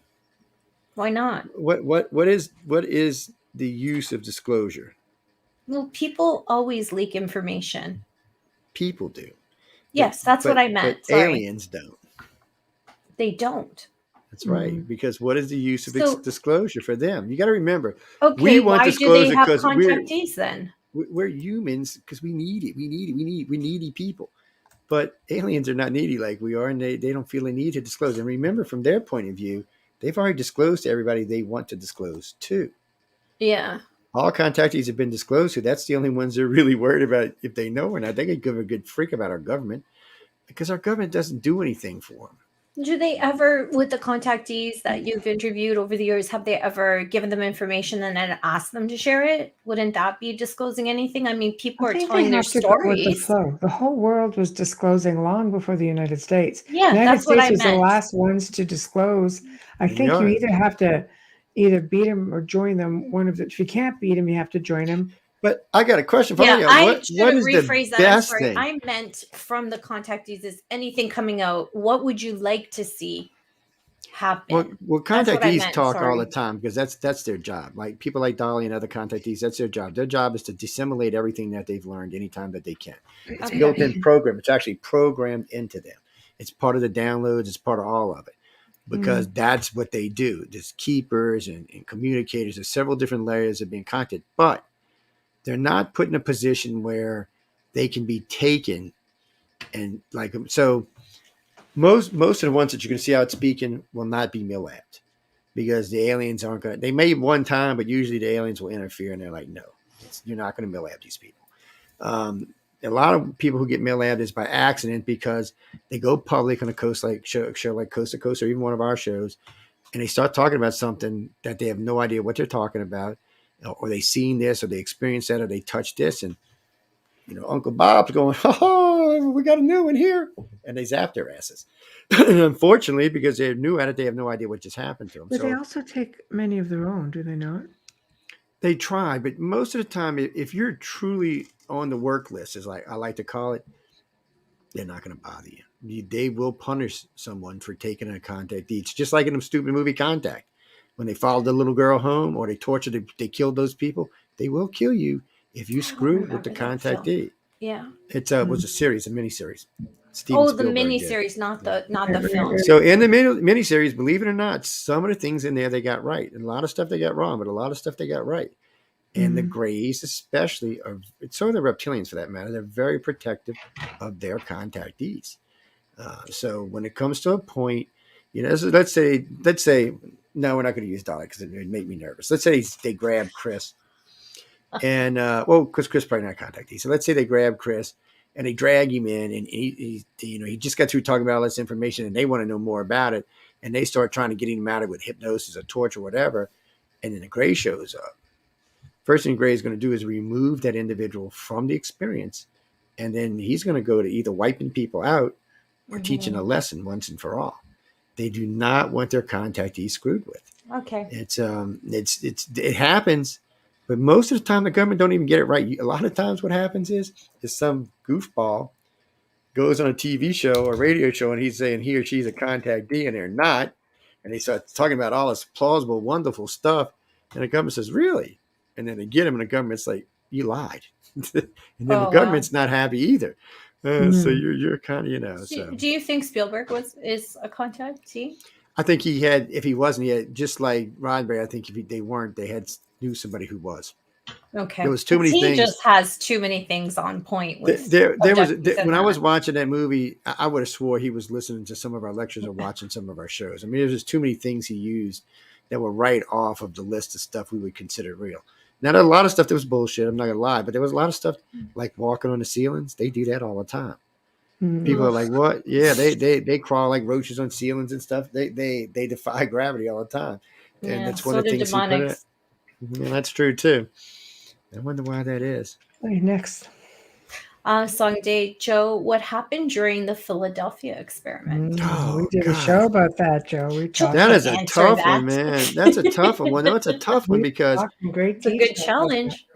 Because there's two schools of thought on that. There's this thought that, yes, this is exactly what happened, is what you've seen in that damn movie, or something close to it, or something else happened. I never saw the film. Can we just give a quick synopsis of what that's about for those of us like me? The film was about the Nikola boat. Tesla was connected in here too. Yeah, Nikola, some of his research, they say. Yeah. Okay. Yeah, Eldridge, which was the ship, was I think a destroyer at the time, or a battleship. One of them, I think it was a destroyer. They were trying to make it invisible from radar, And what they did was is they made it invisible from time. The damn thing time traveled forward in time like 20 or 30 years. What I don't understand about it is why somebody else didn't get off and warn the government of what was coming, because the U.S. could have won the war easily there. They would have had an outplay of what was coming, but that's not what actually happened. At least as far as we know, that's not what actually happened. So anyway, he ended up getting put back. He ended up working with a group and getting, because they were still doing an experiment in the future. He ended up being sent back in time anyway. I've talked to a lot of people who swear they have knowledge of this. One of them actually took a polygraph, actually took a voice stress.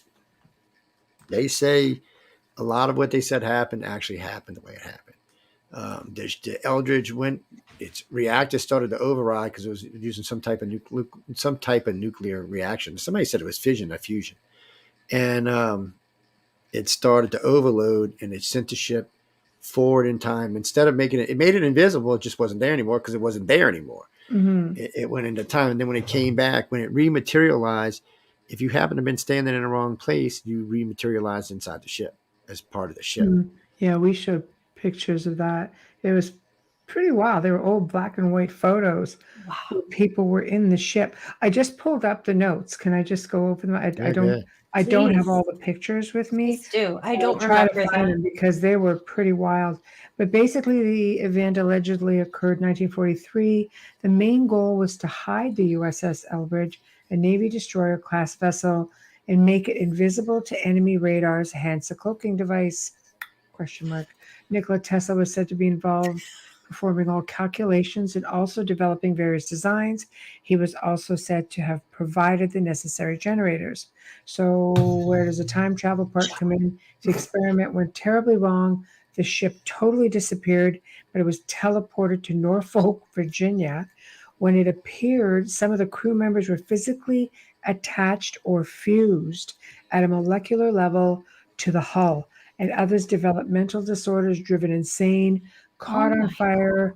However, some disappeared completely. Others, however, reported having traveled into the future. Some crew members reported other strange events, such as walking through walls.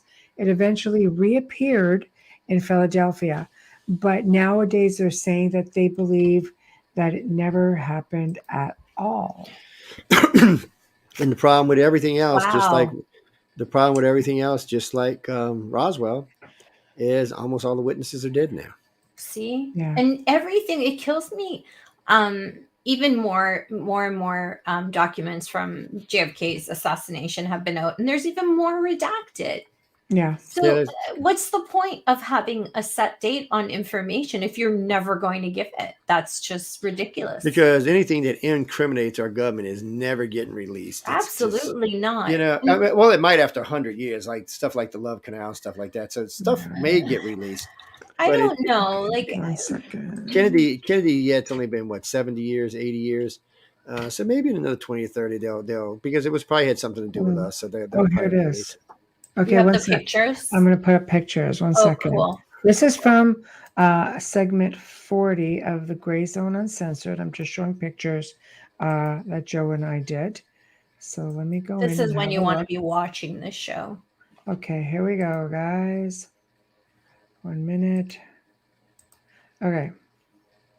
Okay, so right here, okay, there's the ship. There's the US. This is apparently what it did, didn't it? Like it wonked out.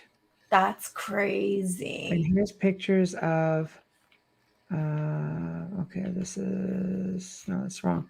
This is it, where people are sort of fused in. So these are like old, allegedly, they're old photographs. That is crazy. Now I'm dying to see the film. Yeah, it's out there. It's got a good actor in it too. I've seen the title, but I never paid attention. Now this is completely off from there. It's a question for both of you. Michelle needs to be able to answer this. Oh, no, he's the guest. I know, but I just thought I would share it because I remember we talked about it. I want both of your opinions on this. That's not supposed to be there now. I want both of your opinions on this. Okay. Right? They don't sponsor us. I'm sorry, Crown. You can't be facing out like that. I just got on somebody the other day about that shit. So Manchurian Candidate, do you think that's like MK? Was it just the government, or do you think that could have been alien influenced? Go ahead, Joe. I don't know. I don't know. It's a lot of that stuff I don't give any credence to because there's no paper trail to it. Well, there It's a wouldn't be on oh Manchurian no, there's Candidate always a if there were. there's always a paper trail to But everything. how do we know there's absolutely none? Somebody wrote the story. Somebody told their story. But that's the thing. They wrote and told the story. Is there anything that connects it to anybody? You So have usually, 60,000 abductees that have told you a story and you've written down, and we don't have any but proof. that's different. That's 60,000. That is proof. But Proof we in don't. numbers alone. I wonder how many Manchurian Candidates didn't survive and how many of them went into asylums. See, like John Greenwald, I know he's John Greenwald's insane about getting FOIAs, Freedom of Information Acts. I mean, he's probably got more than anybody in freaking history of the country. But sometimes things don't even hit. In other words, so if you go to apply for a FOIA and it doesn't even hit, you got to stop and wonder, because most everything gets cycled back through the library anyway. Even if it was above top secret 100 times over, a lot of times when it's being stored, that's where it goes. Because maybe it's redacted. It could be redacted, but it still would have to have a title to be redacted. Maybe Manchurian Candidate is a different name. Maybe it's under a different name. I have a hard time believing that's not real. Like, I'm not asking if it's real or not. So you can control some minds, but it's not as easy as people think it is to control a person's mind. First, you got to break a person to do that. And that's an average everyday person is not as hard as people think it is, but still somebody that you want to really use that can be useful to you has to have the skills. So you can't just get a Manchurian Candidate. It's got to be somebody who's trained in like PsyOps or something along these lines. It's got to be useful to you. Why would you take Joe Schmo off the street and turn him into Manchurian? I don't think they were Joe Schmoes. I think that these people were chosen. Just like Russia is known for mind control and all kinds of stuff. But the point being is, the more skillful, these militarian assassins. But the more skillful an individual is, the harder it is to break them. It's not as easy as people think. You can build a skilled individual from little. No, not if you're going to control them. So you have to give up one or the other. If you're going to take control of an individual's personality and soul, then you're going to have to give up a lot of things, because that person's not going to have that desire to want to do that, because you can't really put that into somebody. That has to be there already. I respect your opinion. That's not an opinion. That's from doing hypnosis. That's a fact. No, I'm talking that you don't believe that it's real. I respect that. Well, no, it could be real, but what I'm saying is, in order for it to be real, so you'd have to take. So let's say you wanted just a stone cold killer that you could turn anywhere, put anywhere, do anything with. So you'd have to take like one of the best SEALs that ever existed. Yeah. Then you'd have to take him down and break him. Remember, these guys are trained not to be broke. So you're going to have to go through all of that training. You're going to get all of that out of the way and still keep that skill set intact. That good looking, rugged, got my personality. All that has to stay intact while you're putting a new personality in. It's not an easy thing to do, and it's not something you can do overnight. Maybe now that our skills are getting more into electronic world, where we can start downloading stuff.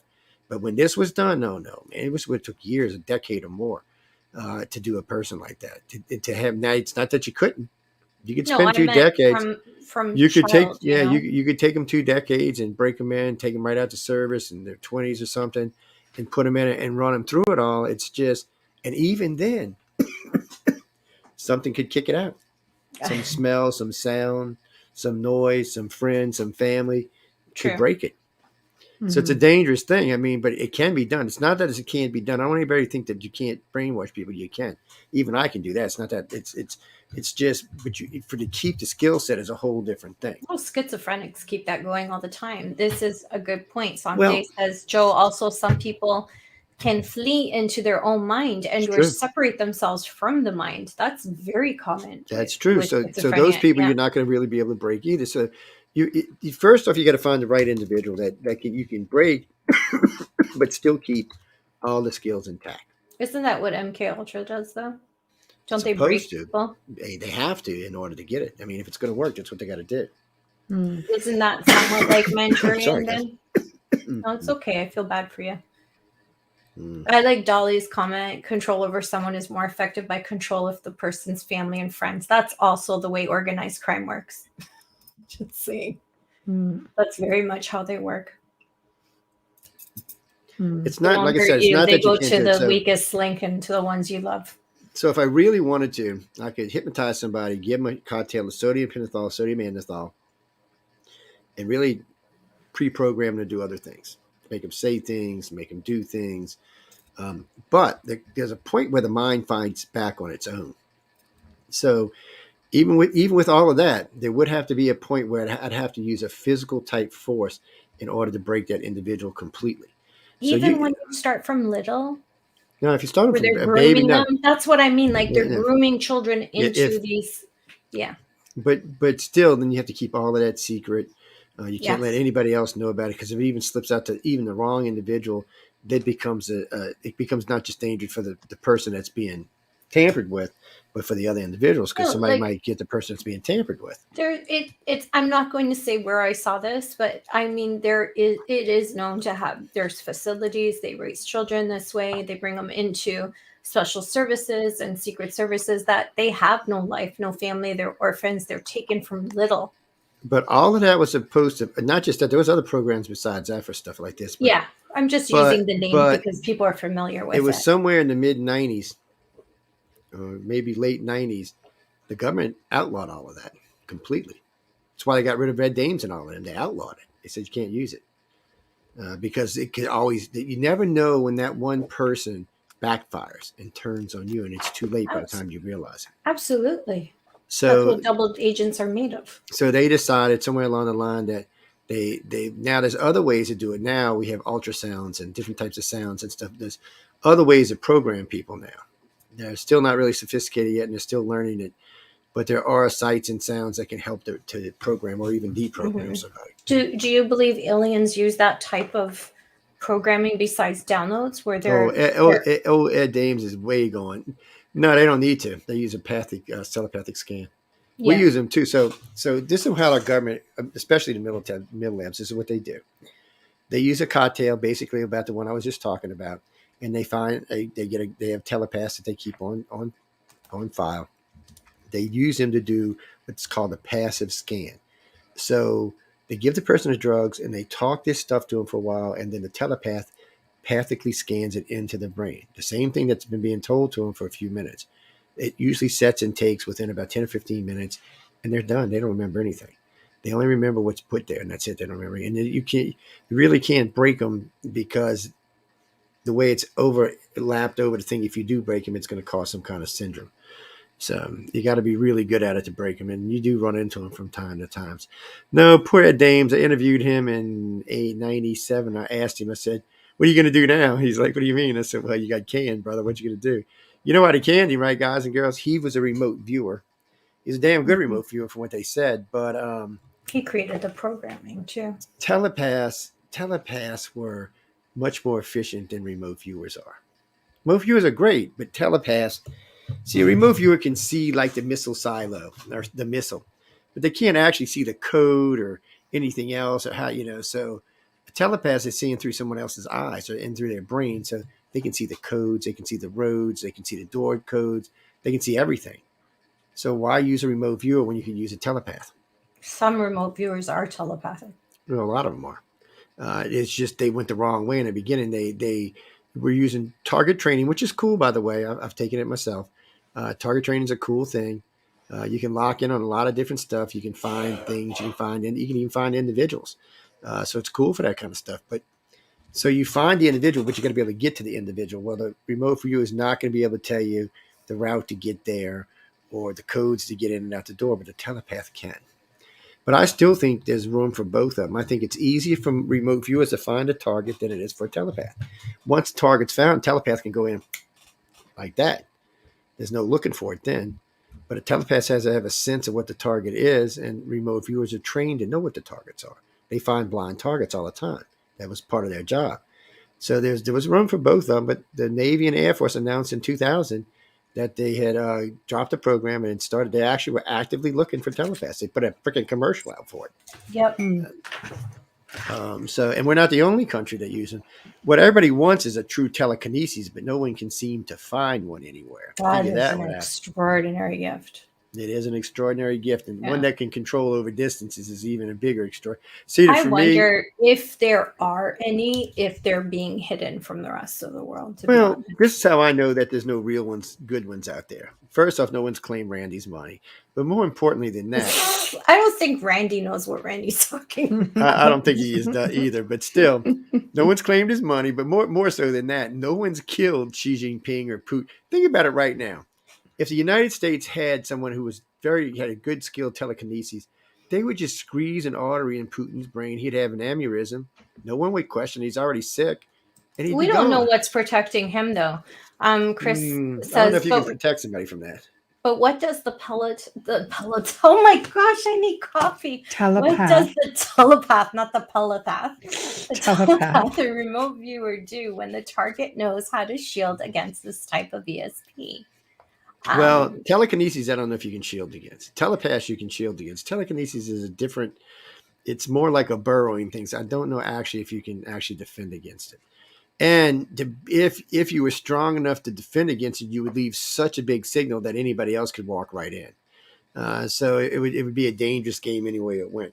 Because people ask me all the time, well, why don't telepaths do this or do that? Because telepaths unfortunately leave a signature behind. Most people don't realize that. But when you go into somebody's brain, you actually leave a signature behind. It's a chemical imbalance in the brain. It's actually been studied by collegists. Just scrub it off with light. So it doesn't just go away. Yeah, that's why collegists never foo-fooed telepaths, because they realized early on that, oh my God, it's real. It's like, boom. Yeah. Sorry. But it's one of them things. There's It's one of those ways, things and not that's out there. everybody can shield. Just saying. But telekinesis, not everybody can unfortunately, though, there just doesn't seem to be the guy or the girl who could reach across the planet and squeeze that artery shut and kill that individual. Because the other point is, with that. They would the other point is, you wouldn't even know when to shield is what the really problem is. You couldn't have somebody shielding an individual 24 hours a day, 7 days a week. It would be too much strain on the individual. And eventually they would break down. So, and if you had multiple people with telekinesis doing, you couldn't defend against that either. So the problem is we just don't have that. I'm not saying it's not a skill we're not developing as a society. We probably are. We're just not to that point yet. Anyone has that skill, they'd be hiding it really well. Well, yeah, especially if they live on this side of this hemisphere. They're either well paid and well hidden, or they're just smart. They're not telling anybody. They're keeping it to themselves. That's a scary thing to have. Dolly says everyone is capable of telepathic communications and do communicate that way unknowingly. Right. Absolutely. I agree. Yeah. Absolutely. You have that between mother and child. You have that between siblings, twins. It's fascinating. Yeah. We are slowly winding down. So, Joe, why don't you just tell everybody we've got coming up? Sorry, I was touched something and the part started falling off on me. He needs rest. I know. I need rest and drugs, but thank you, Kenny. That's so sweet. I love when all three of you get together and discuss random topics. I find these sessions so interesting. Thank you for the show. Well, thank you for joining us. Pleasure. We'd have nothing without you. That's right. There you go. Dolly said B12, Joe. Okay. Yeah, but then doing that too. No, I was telling host today, I said, it's one of those things. I said, we're here. I said, if y'all aren't doing good, we're not doing good. I said, people forget. We want the host. Because somebody the other day tells me, well, you don't care what your host. I said, really? I said, what if we bother then? I said, the whole point is if the host ain't doing good, we're doing good. That's the whole point, damn it. Oh, I swear sometimes I need better drugs. Thank you, Chris. Thanks, Di. Look, guys, I always love coming and hanging out with you, y'all hanging on.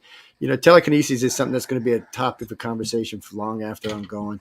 Hopefully when I come back next time, I have some serious telekinesis, because when people piss me off, I can go, blink. Yeah. But there'd be nobody left. There'd be a lot fewer people. Let's put it like that.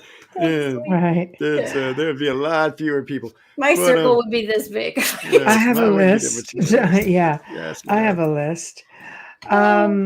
But those kind of things are good. I mean, it's something there's other people forget too. That's not we talk about telepaths, empaths, telekinesis, but there are other psychic abilities, ladies and gentlemen, several other. And believe it or not, the humans, we always say we got 5 senses. Now we probably have more like 10 or 15 senses, but we just haven't developed them all yet. And you can carry those senses into mediumship. You can tell in mediumship. The only one I'm not sure about is when we talk about people who see the future. What do they call them? Prophets? No, there's another What name they for do, the. they're looking at premonitions. I think. Yeah, but Premonitions. there's another name for the because it's a psychic ability. I can't Prophecies, think of the name. prophetic, like Yeah, it'll I prophecies. don't know. It'll come back to me. But There's, yeah, when you they're like talk about people that charades. see in the future, how do you know? Cognition. You don't know if they're right or Cognition. not unless Precognition. Yeah. unless it Right. happens and you're standing there. Then you can go, oh, okay, well, And when you yeah. speak about it, you kind of put a worm into people's minds and things could change. That's So, and that's the other thing. When precognitions. if Yeah. precognition, that's what I was looking for. If precogs, if somebody is a precog and they're going out there telling everybody about it, then odds are they're changing it anyway. It's like if what y'all I watch just- Star Trek, I noticed I was just agreeing with you. I wasn't even on you. I was agreeing. So I get in trouble for agreeing with this girl. But anyway, love Joe. I was going to use an example. If anybody's watching Star Trek: Strange New Worlds, that is what Captain Pike is going through right now. Because he has a don't blow it for precognition. people who haven't seen He has it. a precognition of his own death. Well, on that note, we're coming up to the top Spoiler of the alert! hour, Spoiler so- alert! I know. It's So, a season old. I mean, it's 2 seasons old. Come on. come on now. All right, what do you have coming up? What did I have Aside from coming up? some good meds and I got a couple. I don't know, about 2 dozen interviews coming up, just different radio stations and a couple of AM FM stations, a couple of podcast interviews. Excuse me, a couple of things like that. Really, not much. I mean, I just got back from LA, getting over COVID for the second time going to LA. LA people, y'all are getting the on. second time. You're getting on my list out there, Los Angeles people. Plus, y'all don't have any It's an good omen. food. I've never been to I a think city you're that has burnt out lousy and you food. just get sick. No, So well, you maybe, got your whatever, shits. but still, I've never been to a city that had lousy food before. They just got lousy food out there. I've stayed at some of the most high-end hotels in the place. The food is. You're gonna piss off a lot of The celebrity chef, chefs right now. the chef goes. and he has to do it on this show. Now This is- listen, Right. hang on now. So Yeah, but we got eating. foodies watching this, and they're gonna stop So watching us because yeah, of what you just we said. eating steak at this Counting very down. very famous Down. restaurant. I'm going to mention its name. So the chef comes. He's the guy comes. How you like your steak? I said, it's okay. And the guy looks at me like, what do you mean it's okay? I said, it's okay. He said, dude, this is one of the best steaks you can get anywhere. I said, here, yeah. And he looked there. I said, dude, I'm from New Orleans. This steak is okay. I'm just being honest with you. I said, I've eaten at the Quarter Two Sisters, Antoine's, Drago's. I said, I'm sorry, my friend. But so he said, okay. He said, okay. He took the steak back, left, took my steak away. I thought I pissed him off. I'm like, getting the steak. Good Lord. He comes my back God. 10 minutes later with a perfectly medium rare steak, well seasoned. I was very happy. He said, Mr. Joe, I hope you enjoy. He said, we don't make steaks like this here because these people here would leave. I started laughing. He said, they can't eat steak like this here. He said, this is not something Los Angeles people can eat. Okay, those are his opinions. Yes, And I've eaten with enough of you LA people to know. Let's make Yeah, that yeah, clear. yeah. Oh Okay, my on gosh. that Y'all note, have I don't little want to food girly talk. I taste want to buds. close the show. I said, don't want to food talk. You guys have food talk after I close the show. One little steak, I'm telling you. God's sakes. Okay. So obviously we've come to the end of another, I think, fantastic segment. Chat room was great. We thank you guys all for participating. We Wayne. thank you, Joe Montaldo, for your wise words of expertise in being a food connoisseur. That's great. I'm bringing Wayne some alligator tail stuff with Oh, crawfish. good Lord. Okay, no, move it no, along. man, no. Let's just not do that shit. Hard no. So, big thank you to Folgers Coffee, who do sponsor our show tonight and every night. So thank you to them. Big thank you to Justin Snicker, Dr. Snick, the sonic surgeon. Big thank you to Steve McGinnis. If you guys enjoy the show, please like, subscribe, share, comment, you name it, do it. We appreciate you so much. Tomorrow night, we're doing something a little bit different. And I don't know if you guys remember that we've done a couple of segments with an amazing guy named Charles Christian. I miss Charles. He passed away in the fall, and I don't think a lot of people are really aware of it. And it's been coming to mind a lot.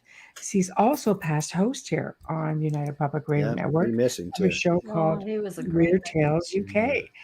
So he did 2 segments with us and passed shortly before his third. So we are doing a memoriam in tribute to him for the first show. And it was fabulous.